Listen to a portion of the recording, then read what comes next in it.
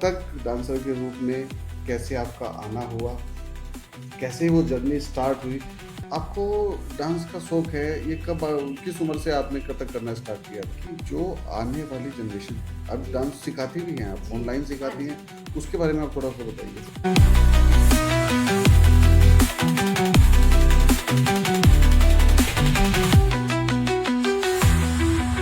बोए जाते हैं बेटे, उग जाती हैं बेटियां, पढ़ने जाते हैं बेटे, अव्वल आती हैं बेटियां,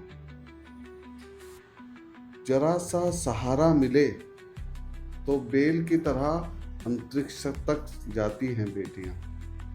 जब मैं बेटियों की बात करता हूँ तो मैं बात करता हूँ हंसवी टॉप की, जो आती हैं उत्तराखंड हरिद्वार से और जो प्रतिभा रखती हैं कथक डांस की। जैसे सब लोग बोलते हैं कि बेटियां पापा की परी होती हैं, उस गलत नहीं बोलते, बड़ी जिम्मेदारी के भाव से, एक बेटी के पिता होने के भाव से मैं कहता हूँ कि वाकई बेटियां पापा की परियां ही होती हैं। क्योंकि जो समर्पण एक बेटी अपने माता पिता के प्रति रखती है, वो भाव बड़ा मुश्किल है। आपने अक्सर सुना होगा ये कहते हुए कि बेटी नहीं तू मेरा बेटा है। कभी किसी माँ बाप ने ये नहीं कहा किसी बेटे को कि तू मेरी बेटी जैसा है। असंभव है किसी बेटे का बेटी हो जाना, और लाखों हजारों एग्जाम्पल हैं हमारे पास जो बेटियों ने पिता के लिए, माता के लिए बेटे से बढ़कर किया है। तो जब हम बेटी की बात करते हैं तो मैं खुद भावुक हो जाता हूँ। हरिद्वार जैसी छोटी जगह, उत्तराखंड अपने आप में एक छोटा राज्य है, उसके बाद हरिद्वार शहर से निकलकर एक प्रतिभा को लेकर जब हंसवी दूर दराज तक जाती है, कार्यक्रमों में जाती है, एक प्रतिभा का के शिखर को छूती है, तो बड़ा गौरवान्वित पल होता होगा उन माँ बाप के लिए। और वो माएँ वाकई तारीफ के काबिल हैं जो बेटियों को जन्म देती है। मैं इस प्रतिभा का, इस मान का सम्मान करता हूँ, और इस धरा की जितनी भी माएँ हैं जिन्होंने बेटियों को जन्मा है, मैं उन्हें हृदय से प्रणाम करता हूँ। हंसवी जी, बहुत बहुत स्वागत है आपका संवाद के मंच पर। और आज हम संवाद की पॉडकास्ट सीरीज संवाद विद दीपक पवार में आपका हृदय से स्वागत करते हैं और जानेंगे इस पॉडकास्ट में आपकी यात्रा, एक कथक डांसर के रूप में कैसे आपका आना हुआ, कैसे वो जर्नी स्टार्ट हुई, इन सब के बारे में हम बात करेंगे। तो आपका बहुत बहुत आभार हमारे आग्रह को स्वीकार करने के थैंक यू दीपक जी, आपने मुझे संवाद में इनवाइट किया और जैसे ही आपका इनविटेशन मुझे मिला, संवाद आपके इस पॉडकास्ट का जो अभी आपने स्टार्ट किया है और इतना ज़्यादा रीच आउट हो रहा है, इतना ज़्यादा उसमें अच्छे लोग आ रहे हैं, मैंने काफ़ी सुना इसको, तो मुझे भी बहुत ज़्यादा खुशी हुई और लगा कि मैं भी कब आपसे मेरी मुलाकात होगी, मैं इस पॉडकास्ट पर आऊँगी और हम लोग ये हमारे पॉडकास्ट के माध्यम से मैं जो है ना, सब लोगों से मिलकर, जो एक मेरी प्यास रहती है लोगों से मिलना, उनके बारे में जानना। बहुत सारी युवा, बहुत सारा टैलेंट है हरिद्वार के अंदर। जी। मतलब मैं खुद ही कई बार अचंभित हो जाता हूँ कि जब पॉडकास्ट का हमने विचार मन में आया तो एहसास नहीं था कि इतना जल्दी जल्दी इतना टैलेंट मिल जाएगा। और आज मात्र 6 से 7 माह में जब आज हम 44 या 43 या 44वां पॉडकास्ट कर रहे हैं, तो लगता है कि बहुत है और अभी भी बहुत है। और हर पॉडकास्ट के बाद मुझे कुछ सीखने को मिलता है। जब आप जैसे छोटे छोटे बच्चे जब देश का नाम रोशन करने की बात करते हैं, जहाँ महिला शक्ति, अभी कुछ समय पूर्व जहाँ संगीता राणा मैडम ने आके और जापान तक जाके आई, वो देश का गौरव नाम कर रहे हैं, तो हम लोग तो सिर्फ माध्यम हैं, कि संवाद तो माध्यम है आपको जनता तक लाने का। तो सबसे पहले जो मेरा प्रश्न सबसे रहता है कि पृष्ठभूमि क्या है, घर में कौन कौन है, और कैसे आपका इस क्षेत्र में आना हुआ, वहाँ से हम संवाद स्टार्ट करेंगे। मेरी जन्मभूमि हरिद्वार ही है और मेरे घर में मेरी माता हैं, पिता हैं और एक छोटी बहन है। मेरे जो फादर हैं वो एक गवर्नमेंट एम्प्लॉय थे, अभी वो रिटायर हो गए हैं रिटायर हो जस्ट। गए। लेकिन मैं ये बताना चाहती हूँ कि हम भी पहले उन्हीं के साथ रहते थे। हम्म। मैं, मेरी सिस्टर और मेरी मदर, हम उन्हीं के साथ रहते थे। वो डिस्ट्रिक्ट बिजनौर में पोस्टेड थे, यूपी में। ओके। लेकिन मेरे ही लिए ताकि मैं अपने नृत्य में आगे बढ़ पाऊँ, नृत्य की शिक्षा ले पाऊँ। इसीलिए मेरी मम्मी और पापा ने दोनों ने डिसाइड किया कि हम हरिद्वार शिफ्ट होते हैं, क्योंकि वहाँ पर ऐसे मुझे कोई कथक टीचर नहीं मिल पाए थे। तो मैं यहाँ बचपन में कंपटीशन में, हरिद्वार में जितने भी कंपटीशन होते थे मैं सब में पार्टिसिपेट करने आती थी वहाँ से। यहाँ पर मुझे एक गुरु मिले थे, मैं अपने गुरु के बारे में भी आगे आपको ज़रूर बताना चाहूँगी। तो वहाँ पे मुझे मेरे गुरुजी मिले थे, तब उन्होंने दोनों ने डिसाइड किया कि हम हंसवी को आगे डांस में ही इसका करियर लेकर जाएंगे। तब मैं और मेरी मम्मी, मेरी सिस्टर यहाँ पर शिफ्ट हुए मेरे डांस के लिए ही। मेरे पापा वहीं रहे, वो सिर्फ वीकेंड सैटरडे आते थे, मंडे चले जाते थे। तो हम वहाँ भी रहे और यहाँ भी रहे। बहुत सुंदर, बहुत सुंदर। एक पिता का ये देखिए भाव देखिए जी। कि बेटे के मतलब बच्चों के लिए पिता इतना भाव रखते हैं कि उन्होंने मतलब अपनी दूरियां भी एक्सेप्ट कर ली। जी। तो आपको डांस का शौक है, ये कब, किस उम्र से आपने कथक करना स्टार्ट किया था? स्टार्टिंग में 3-3.5 साल की थी मैं, जब मैं घर में ही ऐसे नॉर्मल डांस करती थी। उसके बाद मेरी मम्मी एक स्कूल में टीचिंग करती थी, तब उन्होंने मुझे पहला मेरा डांस कंपटीशन, जब मैं 4 साल की थी तब उन्होंने मुझे पार्टिसिपेट कराया। तब मुझे मम्मी ने ही सिखाया था, उन्हीं के स्कूल में मैंने पार्टिसिपेट किया था। तब मम्मी को लगा कि मैं डांस में बहुत शायद रुचि रखती हूँ, और ऐसे कहीं भी हम रिक्शा में जा रहे हैं, बाइस हुआ है ये, हम रिक्शा में जा रहे थे तो थोड़ा ट्रैफिक था वहाँ पे, लेकिन डीजे बज रहा था, तो मैं उतर के नीचे डांस करने लग स्टार्ट गई हो थी गया रिक्शा है। से। तब ऐसे धीरे धीरे मम्मी को पता लगा कि ये डांस में ज़्यादा रुचि रखती हैं। वहाँ पे धामपुर में, हम धामपुर में रहते थे पहले, वहाँ पर एक टीचर थे, उनका नाम है रोमियो मयूर, वो अभी भी हैं, वहाँ पर डांस सिखाते हैं। उनसे मैंने स्टार्ट में डांस सीखना स्टार्ट किया जब मैं बहुत छोटी थी। तो 4 साल की उम्र से मैंने डांस सीखना स्टार्ट कर दिया था। फिर जब मैं यहाँ पर आई तब मैं 11 साल की थी। जब हम हरिद्वार आए तब मैंने अपना कथक में जो प्रभाकर था वो स्टार्ट किया। तो कथक मैंने, जब मैं 11 साल की हुई तब से स्टार्ट किया था, उससे पहले मैंने डांस स्टार्ट कर दिया। अभी आपकी अभी तक की उपलब्धियां क्या क्या रही हैं? उपलब्धियाँ,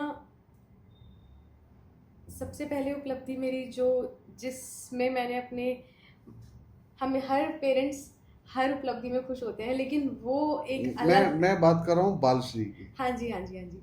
मुझे बालश्री अवार्ड मैं बता देती हूँ, ये एक अवार्ड होता है जो 16 साल से 16 साल तक की एज के लिए होता है। जैसे हमारे पद्मश्री हैं, ऐसे ये बालश्री होता है छोटे बच्चों के लिए। इसमें अलग अलग फील्ड होता है, science, creative writing, creative arts and performing arts. Okay. तो परफॉर्मिंग आर्ट्स में मैंने पार्टिसिपेट किया था, जिसमें मेरा सब्जेक्ट था कथक। तो ये 3 स्टेजेस होते हैं इसके। पहला स्टेट जो मेरा हरिद्वार में ही हुआ था, बाल भवन में। जी। दूसरा हुआ था मेरा जोनल, वो हरियाणा में हुआ था, बाल भवन में।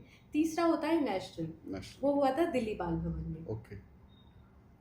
ये मैंने अवार्ड लिया था 2015 में, कंपटीशन जीता था मैंने 2013 में, और ये प्रेसिडेंट अवार्ड होता है, इसे प्रेसिडेंट देते हैं। नाइस। तो ये चारों जोन से, जब नेशनल में सब इकट्ठे होते हैं बच्चे, तो 4 जोन से 2-2, 3-3 बच्चे होते हैं हर जोन से।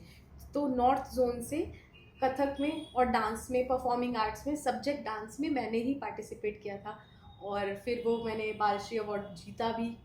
उसको मैंने रिसीव किया था 2015 में, लेकिन हमारे प्रेसिडेंट की एब्सेंस में, उस टाइम वो शायद विदेश यात्रा पर थे, तो उस टाइम मुझे हमारी एचआरडी मिनिस्टर थी स्मृति ईरानी जी, उनसे मुझे अवार्ड मिला था जी। उसके अलावा मैंने काफ़ी सारे रियलिटी शोज़ किए हैं। मेरा पहला रियलिटी शो था 2013 में, किया था मैंने, इंडियाज़ डांसिंग सुपरस्टार, वो स्टार प्लस पे आया था। उस टाइम मुझे हरिद्वार के लोगों ने बहुत प्यार दिया था, क्योंकि हरिद्वार का पहला बच्चा था शायद जो नेशनल टेलीविज़न पे आ रहा था, और काफ़ी आगे तक गई थी मैं। लोगों ने बहुत प्यार दिया था, बहुत ज़्यादा अप्रिशिएट किया था। तब मुझे लगा था कि जिम्मेदारी भी सब प्यार करते हैं, माँ बाप करते हैं, सब की हमें ज़रूरत होती है, लेकिन जब अपनी जगह जहाँ से हम जा रहे हैं वो लोग भी हमें इतना प्यार करें, रोक रोक के, आपको देख के बहुत खुशी हुई। तो हरिद्वार के लोगों ने भी मुझे बहुत प्यार दिया। लगता है कि अभी उस टाइम पे जिम्मेदारी का भाव भी आ जाता है। बिल्कुल बिल्कुल, कि जब तक आपको कोई नहीं जान रहा है ना, तो आपको फिर जिम्मेदारी का उतना भाव नहीं। जब आपको लोग जान रहे हैं और आप नेशनल टीवी पे चले गए। अब आप हरिद्वार छोटा शहर है, जी तो वहाँ पे फिर जो प्यार और सम्मान, प्यार तो उससे फिर जिम्मेदारी का भाव और बढ़ जाता है। बिल्कुल। उसके बाद 2018 में मैंने जी टीवी पे एक शो आता था डांस इंडिया डांस, उसके बाद 2021 में डांस प्लस स्टार प्लस पे आया था, और अभी लास्ट मैंने किया है 2023 में जो आया था सोनी पे, इंडियाज बेस्ट डांसर। तो ये अभी मेरा लास्ट था, बाकी आगे चलते तो रहेंगे। परफॉर्म करते हैं आप कथक में ही? मैं कथक परफॉर्म करती हूँ, लेकिन जब हम कोई रियलिटी शो में करते हैं परफॉर्म, तो उसमें वो लोग बोलते हैं कि सारी वैरायटी चाहिए होती है हाँ। डांस की। मैं ट्रेंड हूँ कथक में ही, मेरा फोर्टे कथक है, मैंने इसी में ही अपना अकेडमिक्स भी किया है, लेकिन हर चीज़ में कुछ नया, जब भी मैं वहाँ जाती हूँ तो मुझे कुछ नया सीखने को मिलता है। रियलिटी शोज़ के लिए जाती हूँ तो मैं कुछ नया सीखती हूँ, नया डांस फॉर्म सीखती हूँ, नए लोगों से मिलती हूँ, क्रिएटिविटी सीखती हूँ। तो वहाँ पर तो हम सब कुछ परफॉर्म करना पड़ता है, मोस्टली फ्यूजन और सारे डांस फॉर्म्स। लेकिन जब कहीं पर हम परफॉर्म करते हैं, कोई बोलता है कि आप शुद्ध कथक ही परफॉर्म करना है, तो शुद्ध भी करते हैं। तो शुद्ध कथक अलग हो गया, और बाकी जो हाँ, जिसकी वो डिमांड होती है वैसे स्टेज परफॉर्म के करते हैं। अकॉर्डिंग करना जी, पड़ता है, स्टेज डिमांड के के हिसाब से अकॉर्डिंग। करते जी हैं। जी तो जैसे अब हम बात करते हैं डांस की, बात करते हैं कथक की, बात करते हैं कि जो आने वाली जनरेशन है, अब जी डांस सिखाती भी हैं आप, जी ऑनलाइन हाँ सिखाती जी हैं, उसके बारे में आप थोड़ा सा बताइए, फिर मैं अपने क्वेश्चन पे आता हूँ। हाँ जी। मैं डांस सिखाती हूँ, यहाँ हरिद्वार में मैं क्लासेस भी लेती हूँ, ऑनलाइन भी क्लासेस लेती हूँ, प्लस मैं इंटरनेशनल सेशंस भी लेती हूँ जो ऑनलाइन ही लेती हूँ। मेरे पास छोटे बच्चे से लेके जो ऑनलाइन सीखता है, मम्मियाँ तक भी हैं, मम्मी ही भी मुझसे डांस सीखती हैं। और मुझे लगता है, ये तो हमने सुना है कि किसी के पेरेंट्स, किसी के हस्बैंड सपोर्ट कर रहे हैं, किसी के इन लॉज सपोर्ट नहीं कर रहे हैं, लेकिन मेरे मेरे पास, शायद मैं लकी हूँ या मेरे को पॉजिटिव लोग ही मिले। मेरे पास एक लेडी हैं, वो ऑनलाइन सीखती हैं मुझसे, वो मेरठ रहती हैं वैसे। अच्छा, मेरठ से? वो, उनके अंदर जितना ज़्यादा जुनून है, उनसे ज़्यादा जुनून मैंने उनके इन लॉज और उनके हस्बैंड ने देखा है। उनके हस्बैंड पूछते हैं, मैम अब 15 दिन हो गए हैं, 15 दिन ये ऑनलाइन सीख लिया, अब 2-3 दिन के लिए आके हम चाहते हैं कि ऑफलाइन सीखे मेरी वाइफ आपसे। तो वो उन्हें लेके आते हैं, उनके साथ रहते हैं, क्लास में भी बैठते हैं, देखते हैं क्या सीखा, उनका वीडियो रिकॉर्ड करते हैं ताकि वो प्रैक्टिस कर पाए आगे जाके। इस बीच कभी कभी उनके फादर इन लॉ का भी कॉल आता है, बेटा आपने सीख लिया, कोई बात नहीं, बच्चे घर पे आराम से, उनकी टेंशन मत लेना, खाना वाना सब हो जाएगा, आप आराम से डांस सीख के आओ। तो मुझे लग रहा है शादी के बाद हम सोचते हैं कि हम डांस, वो भी इस फील्ड को लेके हम सोचते हैं कि पता नहीं लोग एक्सेप्ट करेंगे या नहीं, लेकिन मैंने जितने भी लोग देखे हैं, जितने पास मेरे पास स्टूडेंट हैं, जितने भी लोग हैं, टीचर्स भी हैं जो सीखती हैं, उनके हस्बैंड इन लॉ सब इतना सपोर्ट करते हैं। तो लगता है कहीं ना कहीं अब आके इस जनरेशन में आके माइंडसेट चेंज हो रहा है, चेंज हो रहा है, बिल्कुल अभी चेंज हो रहा है। अब डांस को प्रतिभा की तरह से ही लिया जा रहा है। हाँ जी हाँ जी तो मैं वही जानना चाह रहा था कि जैसे आपके पास बच्चे आते हैं छोटे से लेकर, आपने बोला मॉम्स भी आपसे हाँ सीखती जी हैं, हाँ जी तो जब बच्चा, कई बार जैसे बच्चा बोलता है कि मुझे डांस सीखना है, तो ईजिली पेरेंट्स मान जाते हैं, या फिर उसमें कुछ ऐसे भी होता है, इसको ऐसे बोलो भाई ये नहीं सीखे या नहीं कर पाएगी, ऐसे पेरेंट्स भी मिले आपको कभी क्या? नहीं, पहले तो पेरेंट्स तो मुझे हमेशा ऐसे मिले हैं जो अपने बच्चों को लेके इतने डेडिकेटेड हो गए हैं आजकल, बहुत ज़्यादा डेडिकेटेड हो गए हैं। सबसे छोटी बच्ची मेरे पास है, वो 3.5 साल की है, जो आती है सीखने। उनके सब बिजनेसमैन है, सब है घर में सब, लेकिन वो और उनकी फैमिली ये चाहते हैं कि हमारी बच्ची अभी तो स्कूल भी नहीं हाँ, स्कूल भी नहीं। जब जाने लगी, पर वो बोल रहे लेकिन मैम हम चाहते हैं कि हमारी बच्ची इसी फील्ड में आगे जाए। आप डांस सीखते हैं, हम म्यूजिक भी सिखवाएंगे उसे। तो पहले तो होता था कि हम डांस म्यूजिक, चलो ये एक सेकेंडरी चीज़ हो गई है, लेकिन मुझे अब लग रहा है कि लोग इस चीज़ को लेके अपने बच्चों का करियर बनाना चाहते हैं इसको, तो काफ़ी अच्छा लगता है ये। करियर की बात आई है तो करियर की बात कर लेते हैं। इस फील्ड में करियर के ऑप्शंस क्या क्या हैं? इस फील्ड में करियर के बहुत सारे ऑप्शंस हैं। हम जैसे कथक का कोर्स कर लें, हम सीख लें, उसके बाद हम खुद भी सिखा सकते हैं, ठीक है। अगर बहुत ही सेफ़र साइड लगता है, जैसे पेरेंट्स को लगता है कि अच्छा ये डॉक्टर बन गया है, ये इंजीनियर बन गया है, या ये कॉरपोरेट में चला गया है, तो इसमें भी बहुत सेफ़र साइड है कि हम इसको ही, लेकिन वो हमें स्टार्ट से सोच के चलना पड़ेगा कि हमें यही फील्ड चुनना ही है। तो हम इसमें पहले कथक का प्रभाकर करेंगे, उसके बाद जो ग्रेजुएशन और सब्जेक्ट्स में होती है ऐसे कथक में भी इसमें भी होती है। होती है, ओके। बिल्कुल होती है। इसका परफॉर्मिंग आर्ट्स हो गया, जिसमें परफॉर्मिंग आर्ट्स में 3 चीज़ें हो जाती हैं, गायन, नृत्य और हमारा इंस्ट्रूमेंट प्लस एक्टिंग भी आ जाती है। तो ग्रेजुएशन करने के बाद मास्टर्स भी होता है इसमें, फिर नेट का एग्ज़ाम करके पीएचडी करके हम प्रोफेसर भी लग सकते हैं। तो जो प्रोफेसर एक दूसरे सब्जेक्ट के हाँ। प्रोफेसर का इनकम होगा, वो एक परफॉर्मिंग आर्ट्स के प्रोफेसर का भी इनकम होगा। तो ये भी बिल्कुल सेफर साइड है। एक चीज दोनों में भिन्नता होगी, उसको कोई नहीं जान रहा होगा, इसको सब जान रहे इसको होंगे। सब जान रहे होंगे। ये हो गया। प्लस जिनको जो लोग जाना चाहते हैं कि हमें बॉलीवुड की साइड जाना है, वहाँ पर मैं काफ़ी 4 से 5 बार होकर आई हूँ, और इतनी सिक्योरिटी में रखते हैं हमको। एक अच्छा खासा 5 स्टार होटल होता है हमारा, हम लोगों के साथ हमारे अलग कोरियोग्राफर होते हैं, हम लोग का एक रूम होता है जिसमें हमारे साथ हमारे पेरेंट्स जो अंडर 18 हैं चाइल्ड, उसके साथ उनका एक पेरेंट अलाउड होता है, या मम्मी भी जा सकती हैं या पापा भी जा सकता है। अगर बच्चा अबव 18 है तो उनको रूम में, लाइक एक रूम है उसमें 2 गर्ल्स रुक गई हैं, उनका कंटेस्टेंट मैनेजर भी होता है, लड़कों का कंटेस्टेंट मैनेजर अलग होता है, लड़कियों के मैनेजर अलग होती हैं। इस फील्ड में भी वहाँ पे कोरियोग्राफर अपॉइंट हो सकते हैं, असिस्ट कर सकते हैं, जिसमें आप, मुझे लगता है अच्छा खासा आप कमा सकते हैं, और वो सेफ रहता है। आपको सिर्फ जाके जो बच्चे रियलिटी शो में परफॉर्म कर रहे हैं उन्हें सिखाना है, उनको देखना है, उनको पॉलिश करना है। ये तो काफ़ी सारे ऑप्शंस हैं, सेफर भी हैं, अगर आपको बॉलीवुड में जाना है तो वहाँ पर भी हैं, और सब सेफ है। रियलिटी शो में जाने तक का रास्ता कैसे है? रियलिटी शो में अब बहुत सारे डांसर्स हैं। जैसे जैसे मैंने ऑडिशन दिया है, मैं बताती हूँ कि मैं ऐसे कोई स्टंट नहीं करती हूँ, मैं कथक करती हूँ सिर्फ, और मैं कोई फ्यूज़ नहीं करती हूँ डांस। अगर मैं कर रही हूँ तो मैं कथक ही करती हूँ, हमेशा ऑडिशन देती हूँ जब भी। लेकिन बहुत सारे लोगों का ये मुझसे क्वेश्चन होता है, मैम हम तो नहीं सेलेक्ट हुए, या हम क्या करें, हम 2 चीज़ें फ्यूज़ करें, या हम इसमें स्टंट डालें। तो मैंने तो कभी ये चीज़ नहीं की, या मैं स्टंट कर रही हूँ या कुछ कर रही हूँ। उसमें बस वो लोग ये देखते हैं, और मुझे लगता है हम भी एक चीज़ को देखेंगे तो बोर हो जाएंगे, कोई भी हम एक चीज़ करेंगे तो भी बोर हो जाएंगे, नयापन लाना पड़ता है। ऐसे ही जब हम ऑडिशन देने जाते हैं तो वो क्रिएटिविटी देखते हैं कि अच्छा, एक ये बच्चा है, इसने इस गाने पे डांस किया, कर लिया, इसने कोई स्टंट नहीं किया लेकिन किया है। एक बच्चा है, इसने ये परफॉर्म किया है लेकिन इसके एक्सप्रेशंस अच्छे हैं, इसकी स्पीड अच्छी है, इसके स्टेप्स क्लीन हैं, इसने कुछ, जैसे मोर है तो मोर तो बता रहा है कि ये मोर है, लेकिन बिल्कुल बस ऐसे ही नहीं कर दिया कि पंख है, उसका कुछ क्रिएटिव उसको बनाया कि हमें पता चला ये मोर है, लेकिन वाओ कुछ नए तरीके से बताया। तो वहाँ पे क्रिएटिविटी ज़्यादा देखते हैं। तो जब ये रियलिटी शो में आप गए हो, एक शो में देख रहा था आपका, शायद जो वो कोरियोग्राफर है गीता मैम, उनको सब गीता माँ बोलते हैं, वो आपके सामने थे जी। तो जैसे आपने परफॉर्म किया तो उसके बाद मतलब अद्भुत है, जिनको आप हमेशा से देखते हैं और फॉलो करने की कोशिश करो, वो सामने हो जाना तो अच्छा है। और आप वहाँ तक जाके आए हो तो ऑब्वियसली आप बता रहे हो, तो इससे आगे वाली जनरेशन को पता लगेगा कि वहाँ तक कैसे पहुँचा जाता है।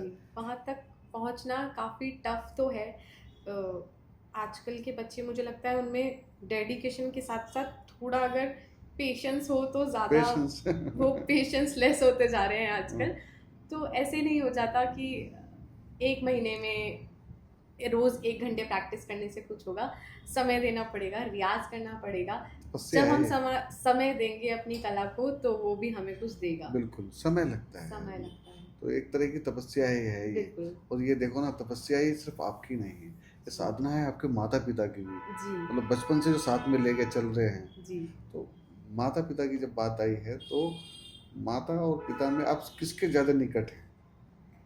माता पिता में मैं निकट अपनी माता के ज़्यादा हूँ, क्योंकि हमने उनके साथ ज़्यादा टाइम स्पेंड किया है। पापा तो आते थे सैटरडे में और मंडे चले जाते थे। पापा और मम्मी का सैक्रिफाइस हमने दोनों का, मैं ये नहीं बोल सकती कि मम्मी ने ही सपोर्ट किया है, मुझे पापा ने भी सपोर्ट किया है। अगर वो सैक्रिफाइस नहीं करते कि मैं अलग रह लूँगा तुम इन्हें सिखा लो, तो शायद वो पॉसिबल नहीं हो पाता। मम्मी से इसलिए इतना ज़्यादा क्लोज हूँ क्योंकि उन्होंने, ऐसा भी हुआ है कि मुझे ड्रेस चाहिए और टेलर ने नहीं दी है, या उसने कुछ तो रीज़न दे दिया है कि अभी ये नहीं बन पाएगी और मुझे अगले दिन परफॉर्म करना है, तो मैंने इतना भी देखा है कि मेरी मम्मी ने वो रात भर बैठ के वो ज़्यादा अभी उनकी तबीयत थोड़ी ख़राब रहती है, लेकिन रात भर बैठ के उन्होंने वो ड्रेस बनाई है।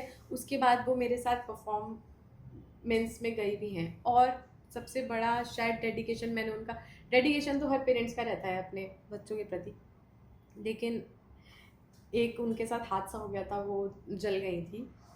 लेकिन उसमें भी, उस समय भी जब वो जल गई थी तो उनके हाथों पे पूरा पट्टी बंधा रहता था, दोनों हाथों पे पट्टी, पेट भी जल गया था उनका, सब जगह पट्टी। तो उस टाइम भी जब मेरी परफॉर्मेंस होती थी, वो उन पट्टी लगे हाथों में वैसे, भले ही वो कैसे भी, अगर अच्छे से ड्रेसअप नहीं उस टाइम समय नहीं हो सकती थी, जैसे भी जा सकती थी, लेकिन वो उस समय भी उन पट्टियों में मेरे साथ गई हैं। और मुझे लगता है कि मैं अगर कुछ भी हूँ तो उन्हीं की वजह से हूँ। निश्चित रूप से, अगर वो नहीं करती तो मैं नहीं हो पाती। बिल्कुल। जो इमारत है ना, माँ इमारत जैसी होती है, सबको नज़र आती है, और पर इमारत का भी काम है, इमारत संभाल के रखती है, और पिता उसकी बुनियाद है। जी तो बुनियाद संभाल के रखता है, अंदर होता है नज़र किसी जी को नहीं आता। तो दोनों बिल्कुल। का समर्पण और दोनों की निश्चित रूप से भूमिका बराबर है। जी बिल्कुल बराबर है। इसके साथ साथ मुझे लगता है गुरु का जो एक, मेरे जो 3 गुरु रहे हैं, मेरे रहे तो काफ़ी सारे गुरु हैं मेरे। धामपुर में मैंने रोमियो मयूर जी हैं सर, उनसे सीखा, बचपन में उन्होंने मुझे सिखाया। मैंने यहाँ पर आके कथक सीखा। मेरे गुरु थे स्वर्गीय गुरु श्री प्रदीप महाराज जी, और मेरी एक और यहाँ पर टीचर है, उनका नाम है दीपमाला शर्मा जी। कथक मैंने प्रदीप सर से सीखा है। यहाँ पर मेरे पापा नहीं होते थे, लेकिन मैंने उनके अंदर अपने पापा को देखा है, क्योंकि स्कूल से आना तुरंत और ट्यूशन पढ़ के कथक क्लास चले जाना, वहाँ मैंने कुछ खाया है या नहीं, मैं भूखी आई हूँ या कुछ भी, वो पहले पूछते थे तुम कुछ खा के आई हो। तो जहाँ पे क्लास करते थे तो वहाँ पे वो चाय तो पीते थे, लेकिन इतने सारे स्टूडेंट्स में होने के बाद वो मुझसे पूछते थे बैठ जा पहले चाय पी, फिर तू करना डांस। ऐसे ही होता है गुरु। उसके बाद एक बार मैं बहुत बीमार हुई तो वो मुझे अपनी गोदी में उठाकर लेकर गए और मेरे साथ वहाँ रहे। मेरे मम्मी पापा भी थे, लेकिन वो भी वहाँ पे मौजूद रहे। और सबसे बड़ी बात मेरे लिए तो उन्होंने किया ही। एक बार जब मैं रियलिटी शो के लिए जा रही थी, मेरा पहला रियलिटी शो था, मैं निकल रही थी और मेरी जो छोटी बहन है उसका एक्सीडेंट हो गया था। अच्छा। तुरंत ही हम निकल रहे थे, उसका एक्सीडेंट हो गया था। हम नहीं जा रहे थे, लेकिन उसने कहा कि दीदी का पहला रियलिटी शो है, वो सिलेक्ट हुई है, इतने टाइम से प्रैक्टिस कर रही थी, इतना सोच रही थी मैं जाऊंगी, तो आप लोग जाओ मम्मी, आप इसको लेके जाओ। उस टाइम मेरे गुरुजी थे जो उसको हॉस्पिटल लेके गए थे, उसके साथ वहाँ रुके थे, पापा थे, मासी थी, मम्मी नहीं थी, मम्मी मम्मी होती हैं, लेकिन उस मेरे साथ साथ मेरे गुरुजी ने मेरे फैमिली, मेरे जो पापा नहीं रहते थे यहाँ पे, उन्होंने पूरा सपोर्ट किया है। उन्होंने मुझे इतने डेडिकेशन के साथ सिखाया है, शायद वो जितना डेडिकेटेड थे मैं उन्हें उतना सम्मान करती थी। और अगर उन्होंने मुझे डांट, उनकी एक स्टोरी बताती हूँ मैं। एक दिन मैं क्लास में लेट हो गई थी, तो सर ने कहा कि आज तुम क्लास के अंदर एंटर नहीं करोगी। उनके कुछ रूल्स थे कि मैं जब तक आऊँ आप लोग घुंघरू बांध के रेडी रहेंगे। मैं ट्यूशन से लेट हो गई तो मैं नहीं पहुँच पाई समय से, तो सर ने मुझे बाहर निकाल दिया कि आज आप क्लास में नहीं आएंगी। तो मैं बाहर खड़ी रही गेट के बाहर, लेकिन मुझे अंदर का सब दिख रहा था कि गुरुजी क्या सिखा रहे हैं। तो मैंने बाहर खड़े खड़े सीख लिया, और फिर जब छुट्टी हुई तो मैं भी उनके साथ चली गई। उन्होंने डांटा भी, तुम अब तक गई नहीं। अगले दिन जब मैं क्लास में आई तो उन्होंने सबसे पूछा कि मैंने कल क्या सिखाया था, आप दिखाओ। तो कोई नहीं, किसी ने नहीं किया था, मैं थी जिसने करके दिखाया था। उस दिन उनके आंखों में जो वो आंसू थे, तो मुझे लग गया था कि मैं, मेरे माता पिता और मेरे जो गुरु हैं, इनके लिए जितना भी मैं कर पाऊँगी मैं करूँगी। वो मेरे साथ इस समय नहीं है, उनका स्वर्गवास हो चुका है, लेकिन उनका आशीर्वाद शायद है कि मैं इतनी ऊंची पहुंची हूँ। और जो मेरी दूसरी गुरु हैं जिनके बारे में मैंने यहाँ बात की, दीपमाला शर्मा जी, वो हमेशा मुझे सपोर्ट करती हैं, अब भी करती हैं, वो मेरे साथ हैं। अगर मैं आधी रात को भी उनके घर जाती थी कि दीदी मुझे ये करना है, आप मुझे सिखाइए, तो आधी रात भी वो मेरे लिए रेडी रहती थी। उनके घर, उनका पूरा गेट हमेशा मेरे लिए खुला है, आज तक खुला है। तो मुझे शायद गुरु, पेरेंट्स और लोगों का आशीर्वाद, ये सपोर्ट इतना, इसलिए शायद मैं इतना कुछ, जितना भी अभी कुछ कर पाई हूँ, वो सबका आशीर्वाद और प्यार ही है। ये सबके सहयोग से ही हो पाता है। जी और संवाद का यही एक खूबसूरती है संवाद की। जब हम संवाद करते हैं तो सक्सेस सबको नज़र आती है। जी आज जो हंसवी है सबको नज़र आ रही है।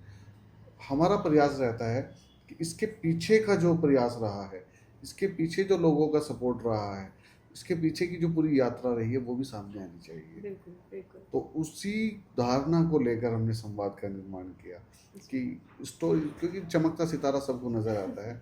वो जो कोई कहता है कि आपने मेरे पाँव के छाले नहीं देखे, जी तो वही है। ऐसे ही कोई सिकंदर नहीं बन जाता। बिल्कुल। बहुत पीड़ा और यात्रा में बहुत, जैसे आपने बताया, तो वो सब चीज़ें रहती है। सेक्रीफाइस ही है ये कि बहन का एक्सीडेंट हुआ, उसको छोड़ के चले जाना, जी मतलब मन तो वहीं रहता है। बिल्कुल। हम तो, मम्मी तो उस टाइम ऐसे हो गई थी, या हर कोई हो गया था कि नहीं जा सकते, वो बहुत छोटी थी, लेकिन फिर भी उसने, शायद वो उस समय जिद नहीं करती कि आप जाओ आप जाओ आप जाओ, तो हम तो नहीं जा रहे थे, लेकिन उसने बहुत जिद करी कि आपको जाना चाहिए दीदी को, और आपको सबको इतना टाइम से देख रही हूँ, तो वो उस दिन नहीं बोलती तो हम जाते नहीं शायद। तो आपको पहला मंच कब मिला? सबसे पहले मंच की बात करेंगे अभी सबसे हम। पहला मंच तो मुझे वो जब मैं 4 साल साल की वाला थी, था। बिल्कुल। 4 साल वाला उसके था। बाद तो मैंने कितने सारे शोज किए हैं मुझे खुद नहीं याद है। बहुत सारे कॉम्पिटिशन्स में मैंने पार्टिसिपेट किया। ठीक है। आज के युवाओं को, आज की जनरेशन को कथक के साथ कैसे जोड़ेंगे?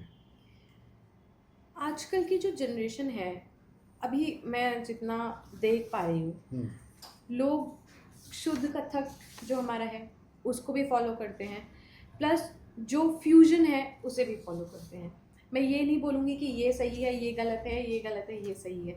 सबकी अपनी पर्सनल चॉइस होती है कि उसे क्या करना है, लेकिन जब लोग परफॉर्म करते हैं तो उन्हें इतना ध्यान रखना चाहिए कि अगर हम शुद्ध कोई भी चीज़ कर रहे हैं, कथक में अगर हम शुद्ध कथक परफॉर्म कर रहे हैं, तो उस समय हम और कोई चीज़ फ्यूज़ ना करें। हम्म, ये हो गया एक पार्ट। लेकिन आजकल हम लोग गाने जो होते हैं उन पे भी हम परफॉर्म करते हैं, कथक करते हैं, उसमें हम फ्यूजन कर देते हैं। तो उसमें हमें बोलना चाहिए कि हम सेमी क्लासिकल कर रहे हैं, हम एकदम कोई भी एक शुद्ध चीज़ को उससे दूसरी जो चीज़ दो फ्यूज़ हो रही है हाँ उसमें हाँ, मिक्स नहीं कर सकते। मिक्स नहीं उसमें करें। लोगों की जो जो हमारे बड़े गुरु रहे हैं, हाँ, बड़े बड़े बिरजू महाराज जी हैं, ये सब हैं, इन शायद वो उनके लिए गलत होगा और हम सबके लिए गलत होगा जो परफॉर्मिंग आर्ट्स, जो नृत्य के प्रति इतना ज़्यादा समर्पण रखते हैं। ये आजकल बहुत ज़्यादा कंट्रोवर्सी देखने को मिलती है मुझे कि वो ऐसा कथक को दो चीज़ों से मिक्स करके कथक बोल रहा है, वो गलत है। आप सेमी क्लासिकल अलग रखिए और जो शुद्ध चीज़ें हैं उन्हें अलग रखिए। ये शायद अभी धीरे धीरे लोग समझ भी पा रहे हैं जितना ऑब्जर्व कर रही हूँ। बाकी बस मैंने थोड़ी चीज़ नोटिस किया है कि बच्चे बहुत इम्पेशेंस हैं सीखने में। हम पहले के समय में कोई भी चीज़ हो, पढ़ाई हो, नृत्य हो, या कोई भी चीज़ हो, किसी भी फील्ड को लेके उनमें पेशेंस होता था कि अच्छा टाइम लग रहा है, हम अच्छे से करेंगे, मेहनत करेंगे, और हर चीज़ में टाइम लगता। आजकल बच्चों को, लोगों को, सबको लगता है कि बस इंस्टेंट हो जाए सब चीज़ें, इंस्टेंट हो जाए, 1 महीने में ये कुछ भी बन जाए, 1 महीने में रियलिटी शो कर ले। ऐसे तो नहीं हो सकता। सोशल मीडिया का बहुत प्रभाव बढ़ा है। बिल्कुल। तो सोशल, जब भी आपने स्टार्ट किया था, अभी अगर हम 5-6 साल पीछे चले जाते हैं, जी। सोशल मीडिया इतना जी। पावरफुल नहीं था, बट आज पावरफुल है। तो सोशल मीडिया से आपको क्या लगता है, जो हमारा ओरिजिनल डांस है, जो नृत्य कला है, वो उसको फायदा मिल रहा है या वो खराब हो रही है उससे? मैं सोशल मीडिया गलत है ये तो बिल्कुल नहीं बोल सकती, क्योंकि कला का मतलब है लोगों तक पहुंचना। अब लोगों के पास समय नहीं है कि वो पहले के लोगों के पास होता था। अभी आजकल देखो, मेरा कहने का मतलब ये है, पहले शोज आते थे, हाँ। पूरा एक सब, थोड़ा और पीछे चले जाओ, हाँ थोड़ा और पीछे चले जाओ, बाकायदा लोग टिकट लेके वही। थिएटर में देखने जाते वही। थे। जो आज का लाइव है वो लाइव दूसरा था, वहाँ पे एक्चुअल में परफॉर्मेंस हो रहा होता था। बिल्कुल।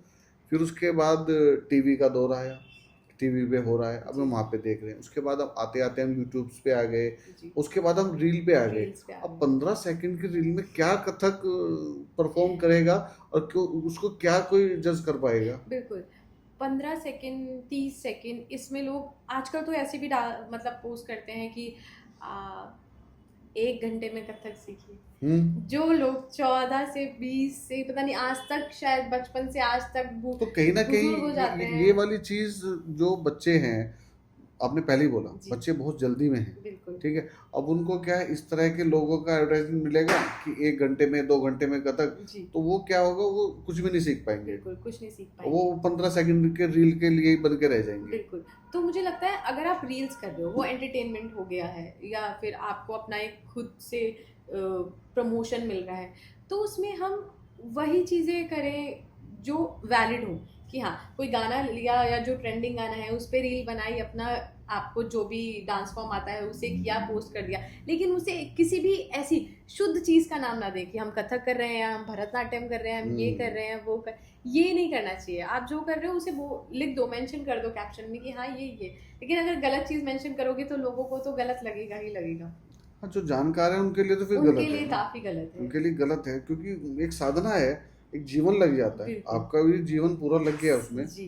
4 साल की आयु से आपने स्टार्ट किया, बिल्कुल। एक जर्नी है पूरी। जी। अब उसको अगर कोई, जो आपको तो नॉलेज है, शुद्ध चीज है, अब उसको कोई और कुछ अजूल फजूल करके उसको कोई भी बिल्कुल नाम दे देगा तो फिर तो बिल्कुल अजीब तो लगेगा ही। तो आप सोशल मीडिया में एक्टिव रहते हैं, आप भी रील्स वगैरह बनाते जी हैं? जी बिल्कुल, मैं रील्स बनाती हूँ।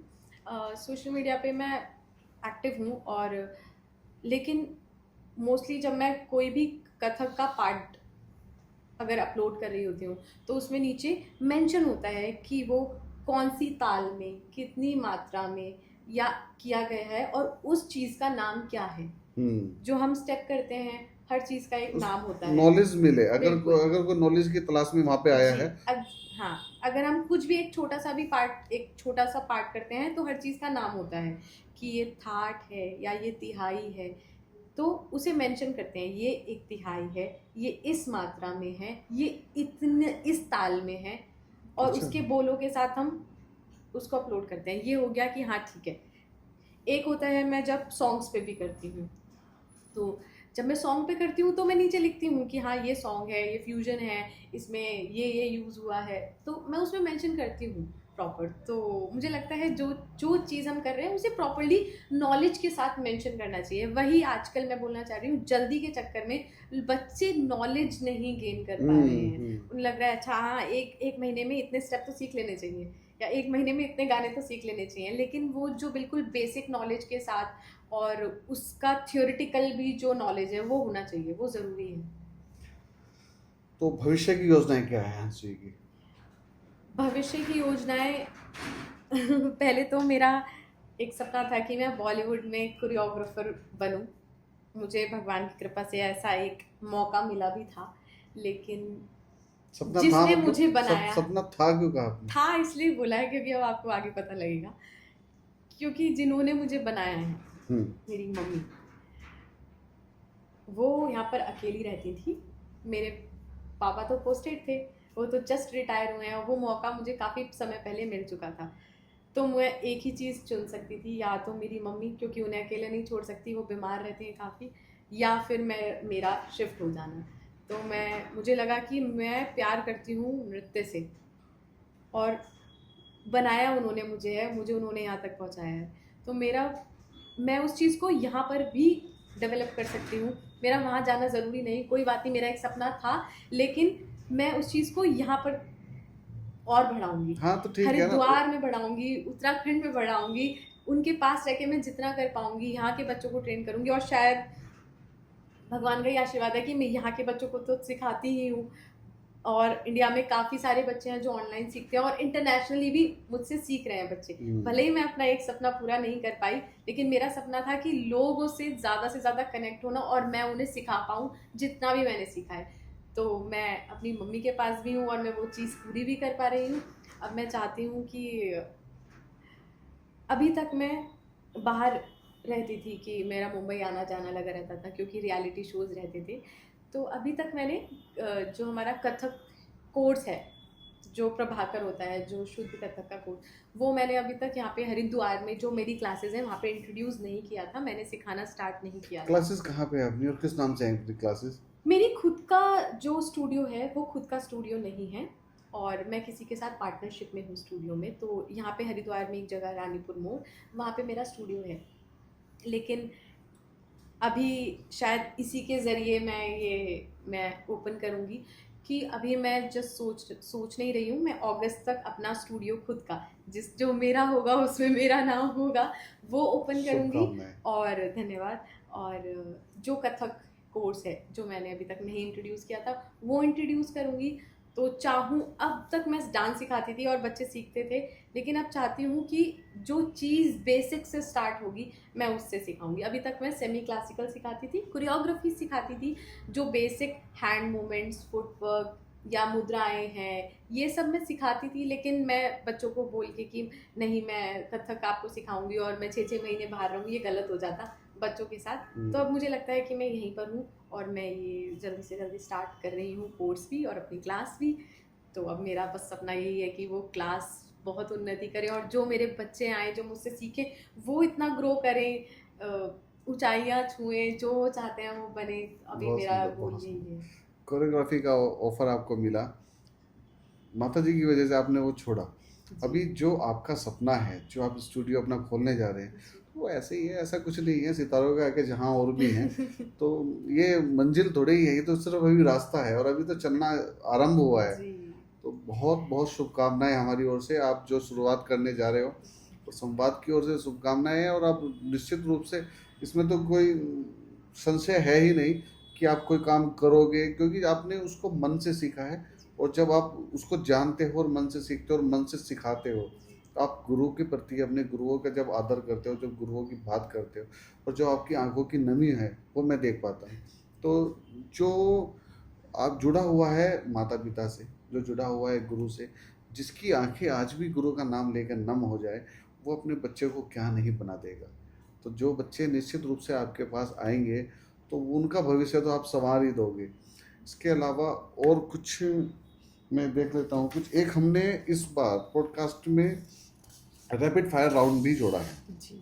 तो कुछ चीज़ें हैं, कुछ सवाल, कुछ चीज़ें मैं बोलूँगा, वो आप मुझे बताएंगे उनके बारे में। सबसे पहला तो फिर वापस आ जाते हैं माँ पे। माँ के बारे में आप एक लाइन में, आप माँ को कैसे, एक लाइन में माँ के बारे में क्या बोलेंगे आप? आपकी माँ की बात कर रहा हूँ मैं, माता जी की बात कर रहा हूँ आपकी। क्या है वो आपके जीवन में?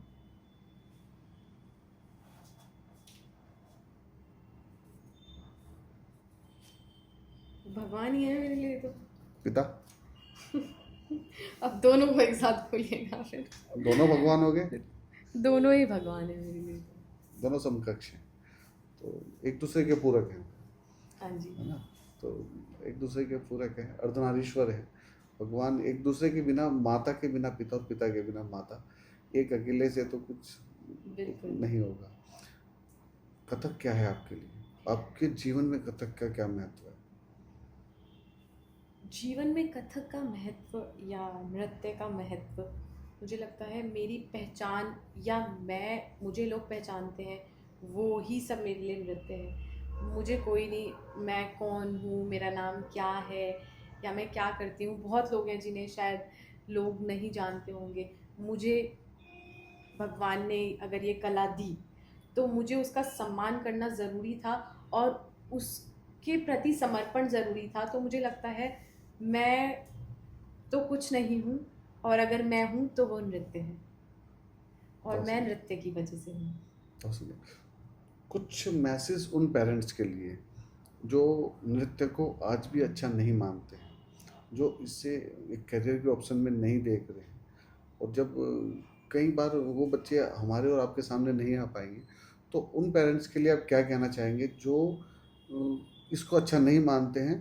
तो उसके लिए एक मैसेज आपकी तरफ से जाना चाहिए। जी, वैसे तो ज़्यादातर अब पेरेंट्स बहुत ज़्यादा इस फील्ड में इंटरेस्ट लेने लगे हैं, इतना इंटरेस्ट लेने लगे हैं कि थोड़े जो स्टूडेंट्स हैं मेरे पास, उनमें से 2-4 स्टूडेंट्स हैं जिनके पेरेंट्स आते हैं और बोलते हैं मैम हमारे बच्चे स्कूल में अब डमी करेंगे, सिर्फ एग्ज़ाम देने जाएंगे, बाकी इनका इंटरेस्ट अब हम इसी में बिल्ड करना चाहते हैं ताकि ये सुबह उठें, प्रैक्टिस करें, आए क्लास करें, फिर जाके और चीज़ें जो हैं, और डांस फॉर्म सीखना चाहते हैं तो और डांस फॉर्म सीखें, पढ़ें भी साथ में, ट्यूशन जाएं और फिर एग्ज़ाम भी दें। तो ये तो है। बाकी लेकिन जो पेरेंट्स हैं, जो अब जिन्हें लगता है कि अभी भी ये चीज़ नहीं अच्छी है या नहीं सीखनी चाहिए, तो अच्छी क्यों नहीं समझते मैं तो नहीं जानती। मैं तो भगवान शिव जी की साधक हूँ और नृत्य उन्हीं से निकला उन्हीं है। से निकला नटराज रूप में, वही तो है विद्यमान। बिल्कुल, तो नृत्य उन्हीं से निकला है। जब भगवान से निकला है तो वो गलत तो नहीं हो सकता। और अगर वो इस चीज़ को इसलिए गलत समझते हैं कि इसमें कोई भी करियर नहीं है, तो बहुत सारे लिविंग एग्जांपल्स हैं और बिल्कुल इसमें करियर है। इतनी सारी यूनिवर्सिटीज़ हैं। हमारे लखनऊ में भातखंडे यूनिवर्सिटी हो गई, हमारी काशी हिंदू विश्वविद्यालय जो है जहाँ से मैंने अपना कथक में एकेडमिक्स किया है वो हो गया, पटियाला में हो गई। बहुत सारी यूनिवर्सिटी हैं जिसमें ये कोर्स रेगुलर बेसिस पे अवेलेबल है। जैसे हमारे एम.कॉम, बी.कॉम, एम.बी.ए या एम.टेक ये सब हो गया, ऐसे ही बी.पी.ए, एम.पी.ए ये सब अवेलेबल है। तो शायद वो लोग जागरूक नहीं होंगे कि ये चीज़ भी है। तो मैं उन्हें बता देना चाहती हूँ कि आप लोग जागरूक होइए, ये चीज़ भी है। आप सोचते हैं कि आपकी बच्ची या बच्चा एक टीचर बन जाएगा, एक प्रोफेसर बन जाएगा, तो अगर आप उसके सपनों को और जो उस जिस चीज़ में वो रुचि रखता है, डांस में या म्यूज़िक में या इंस्ट्रूमेंट में, उसका सपोर्ट करके अगर आप उसी चीज़ में उसको ग्रो करके एक सेफर साइड रख के एकेडमिक्स में एडमिशन दिलाएंगे और उसी चीज़ में ग्रो कराएंगे, तो शायद वो चीज़ वो खुशी खुशी करेगा जो वो चीज़ बेमन से करेगा। तो इसमें चीज़ें हैं, ये भी सेफ है, इसमें भी करियर ऑप्शंस हैं। तो आप लोग डरिए नहीं बिल्कुल इस चीज़ के लिए रेडी रहिए कि ये बिल्कुल सेफ है। बहुत बढ़िया, बहुत अच्छा लगा आपके साथ हंसिका जी संवाद करके आज का। बहुत सार्थक, बहुत पॉजिटिव संवाद रहा और निश्चित रूप से इससे किसी एक को तो लाभ होगा। बिल्कुल किसी एक, मैं हमेशा बोलता हूँ कि एक प्राणी को भी लाभ हो गया तो हमारा और आपका ये समय देना सार्थक हो जाएगा। तो दर्शकों, जैसे मैं हमेशा बोलता हूँ कि जुड़े रहिए पॉजिटिव विचारों से और अपने बच्चों को जोड़ कर रखिए संस्कारों से। तो आज के इस पॉडकास्ट में हमारे साथ हंसवी जी थी, जिन्होंने नृत्य के क्षेत्र में उपलब्धियां अपनी जो पाई हैं वो सब आपको बताई हैं और जो उनकी यात्रा रही है उससे निश्चित रूप से आपको कुछ ना कुछ सीखने को मिलेगा। सीखने का मतलब ये नहीं है कि हमें एक 80 साल का या 90 साल का वृद्ध व्यक्ति सही है। हम सीखने पे आए तो हम 6 साल के बच्चे से भी सीख सकते हैं। तो आज यहीं बस इसको विराम देते हैं और मिलते हैं अगले पॉडकास्ट में एक और नए मेहमान के साथ। तब तक के लिए नमस्ते भारत।